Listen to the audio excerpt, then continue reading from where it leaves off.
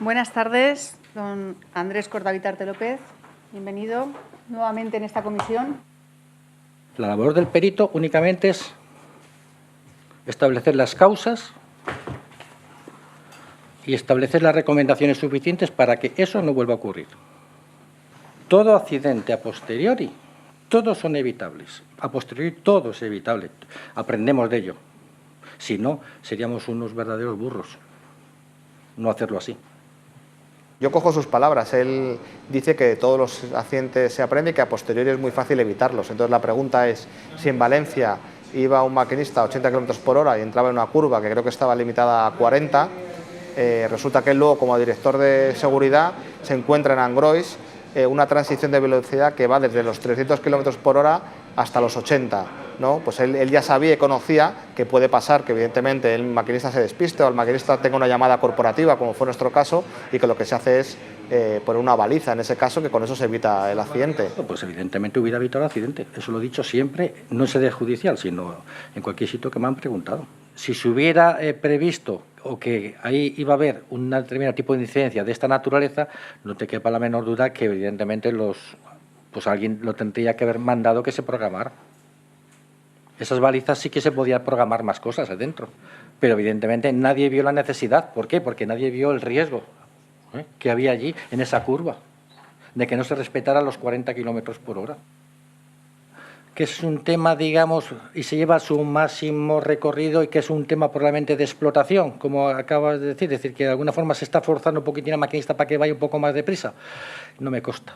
No se analizan bien las causas de los accidentes, da igual, al final como se va a culpar al maquinista, pues bueno, pues todos estos departamentos de seguridad y todos estos ingenieros, pues parece que no sabemos a qué se dedican, porque desde luego a analizar las causas no, porque si las hubieran analizado lo que pasó en Valencia, pues no hubiera pasado en Angrois, y seguramente lo que pasó en Valencia pues habrá pasado en otros sitios que ya se sabe de toda la vida que uno de los peligros que hay de un tren es que cuando llega a una curva pues descarrile, y para eso están los sistemas de seguridad de los departamentos. O sea, decir que es un fallo humano es un insulto a la inteligencia, pero por desgracia pues se lo compramos toda la sociedad. Pero vamos, decir que es un fallo humano es un insulto totalmente a la inteligencia. Pensaron que era suficiente porque a través de la casuística de accidentes o incidencias de ese trayecto vieron que no había ninguna. No hubo absolutamente ningún tipo de incidencia en esa curva, además. En esa curva ni en muchas de las curvas que haya 40 en toda la red, en la vuestra, en la nuestra y en todas partes. No se tuvo constancia. A la gente la engaña muy fácilmente, ¿no? Entonces dicen, bueno, si el maquinista había pasado ya 15 veces por ahí. Claro, esto es como si decimos que en el andamio, en el séptimo, pues vamos a poner a trabajar a la gente en el andamio, pero sin arnés.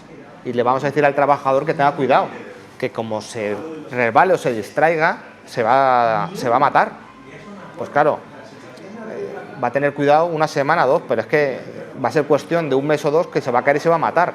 Bueno, mientras te adecues a la velocidad que está programada, no pasa absolutamente nada, pero lo que sí tiene que hacer todo siempre es un maquinista es cumplir escrupulosamente el Reglamento General de Circulación y el cuadro de velocidades en cada uno de sus tramos. Si marca 60, 60, si marca 80, 80 y si marca 100, 100. Que es muy cafre, no sé si dije la palabra cafre o bodoque, no sé qué dije, que si evidentemente tenemos en todo momento constancia de que tenemos algún tipo de riesgo, no pongamos las medidas suficientes para mitigarlo, ¿no? Por lo que se le imputa es por no evaluar el análisis de riesgo integral de la línea.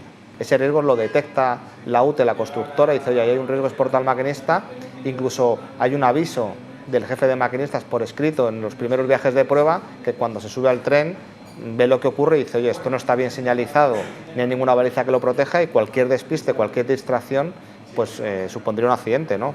Entonces, pues se puso en funcionamiento el tren y no se evaluó ningún tipo de riesgo, ni esa transición de velocidad, ni nada. Y lo que ocurrió más adelante es que el director de seguridad de Renfe pidió a Adif que desconectara el sistema de seguridad porque generaba unos retrasos al salir de Ourense, y esto además ocurre un sábado en el que le manda un email y el mismo sábado Cortavitarte autoriza la desconexión. Entonces yo creo que la gran pregunta es si hay gente desde arriba que esté presionando a estos técnicos para que firmen cambios de proyecto o desconexiones de sistemas de seguridad porque generan retrasos, pues por otros intereses. Y luego siempre hay técnicos, que yo los llamo palmeros, pues dispuestos a firmar.